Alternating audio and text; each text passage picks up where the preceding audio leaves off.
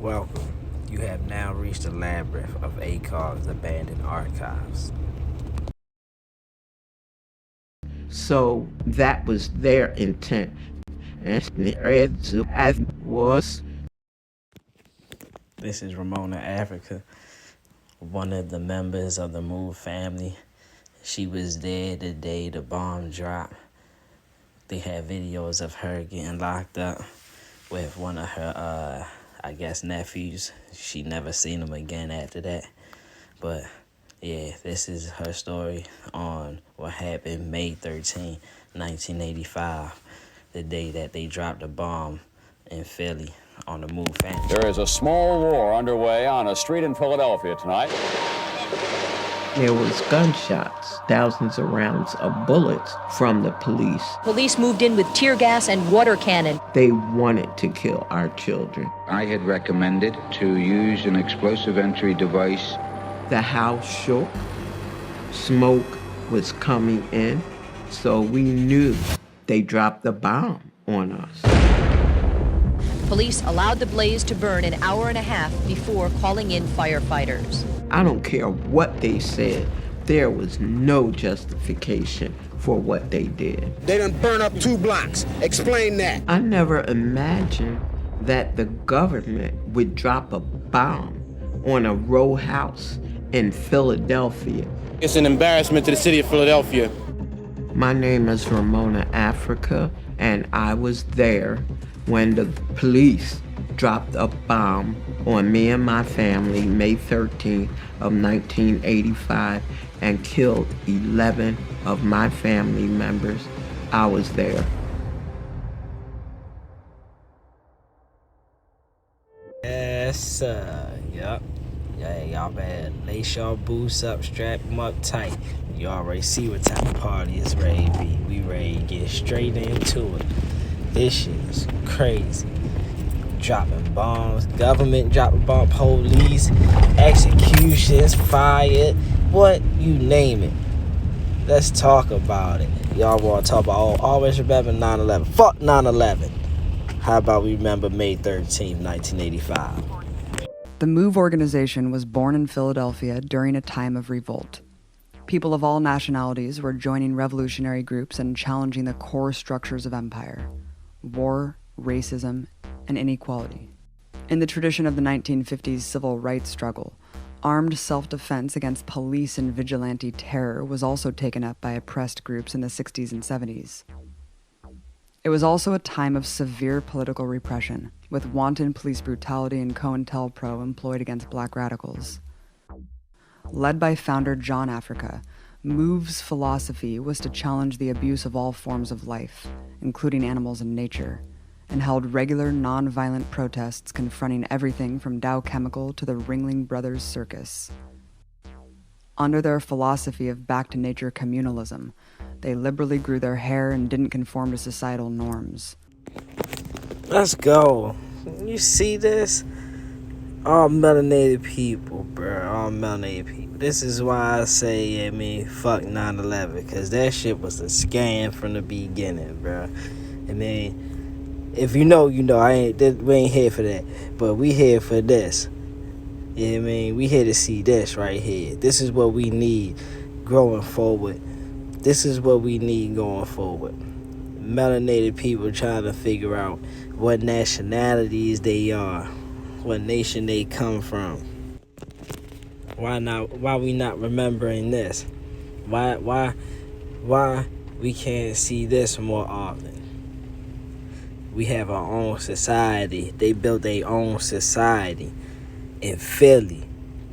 Why no Philly people is talking about this? Gilly, where you at? You need to be speaking on this. You need to be telling people this is what y'all need to be remembering. Composting, caring for stray animals, and living without technology made them the target of ridicule and violence. They were called dirty hippies, cultists, and dangerous terrorists by the media. But despite the smear campaign, many were inspired by MOVE's message, commitment, and actions. Amazing that this. I want y'all to meet public enemy number 1, Frank Rizzo, the one who orchestrated the hit. Yes, orchestrated the hit. I said that right.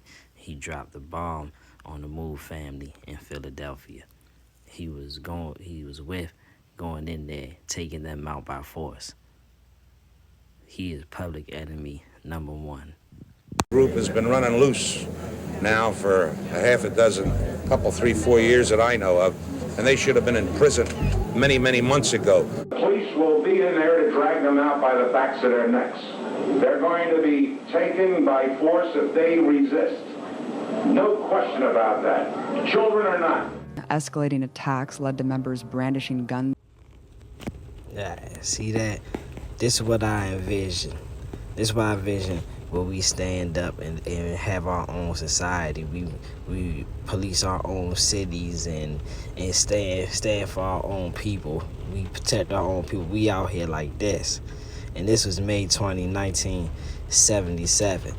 The attack happened May 13, 1985. So this go to show you that Rizzo was really mad that they was living on their own terms and on their own means, that they didn't need anybody. Racist shit. You know, he didn't want them to thrive and be their own society. They was building their own society. He couldn't stand that. He felt like they should have needed the people of Philly. They ain't need nobody in Philly. They was Philly, the heart and soul. I feel like the Move family was the heart and soul of Philly. True indigenous brothers and sisters living off the land without no government aid, without no government assistance, stepping down on a man for doing chemical testing on animals, Ringling Brothers and all that. But these guys are the terrorists. You see what I'm saying? This is the picture that Rizzo tried to paint on them, and it made them look like as if they was terrorists. Outside their home, declaring we will no longer be beaten and intimidated by police. 24-hour surveillance and positioning of attack squads and checkpoints surrounding the Move house began. But as the group remained defiant, the heavy-handed lockdown became an embarrassing 15-month quagmire for Rizzo. The police will be in there to drag them out by the backs of their necks. They're going to be taken by force if they resist. No question about that. Children or not. We moved into Osage Avenue because that was our headquarters. It was warm and loving. There was children there. We would take them to the park. That was mainly our day. Some people said we was on the loudspeaker day and night, every day. That was just a lie, probably promulgated by the police along with the media. We were getting along with our neighbors and nothing was going on. That's why we were surprised and shocked when hundreds of cops invaded our area trying to throw Move out of our home. And this was on Sunday, Mother's Day. There is a small war underway on a street in Philadelphia tonight. It has been going on all day between hundreds of Philadelphia police and a bizarre back-to-nature group called Move. Nothing happened all day, but that night, Gregor Sambor, the police commissioner. Oh yeah, public enemy number 2. This whole right here help and assist. Man, so many casualties, bruh. When the fire was burning and stuff, yeah, he was part of the people telling them, like, you know, let it burn. Let the fire burn over an hour before they even started to even try to put it out. They let the fire spread and cook. The police, chief of police, all the way down to his flunkies. Yeah, this is public enemy number 2 right here. Got on a loudspeaker and said, "Attention, Move, this is America. You have 15 minutes to come out." Well, obviously we didn't come out because we knew they wanted to kill us. They didn't want to arrest us. They could have done that anytime. It was shortly before 6 a.m. when police moved in with tear gas and water cannon to evict members of the extremist group MOVE. When we were in the basement for a while, we didn't feel anything. And then the water started coming down on us. I mean, rushing down on us. What we intended to do was to create a diversion on the roof of the MOVE compound. It was hard to breathe. Our children were soaking wet. And then they started with the tear gas. Tear gas started coming in. We got the blankets and they was wet, and then we put them over our heads and started laying down. They blew a hole in the house to the left of us to try to come through it to come after us. What we wanted them to do was to come out of the front of 6221 Osage and surrender. We tried to get out after that.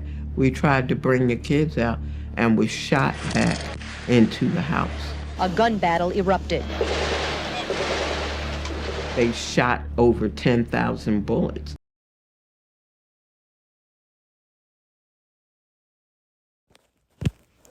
You see this here?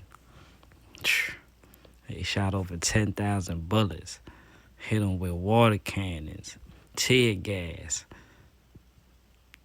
all over, because they wanted to be free. They wanted to live free. They didn't want to live under the means of nobody else. What's wrong with that? So they terrorists, huh? Yeah. Y'all stay tuned for part 2, because this is going to be a 3-part series. This ain't going nowhere. This is part of the Lost Archive. They don't know nothing about this. I mean, so to be continued, ACOG Abandoned Archives. Y'all like, share, subscribe, comment. While you was chasing down signs, I was steady counting mine. Trade nigga, don't play nigga. Got a little brother that's way bigger. Small nigga named Ray nigga. Got big guns, he a straight hitter. Hella nigga that's down the ride. Do 7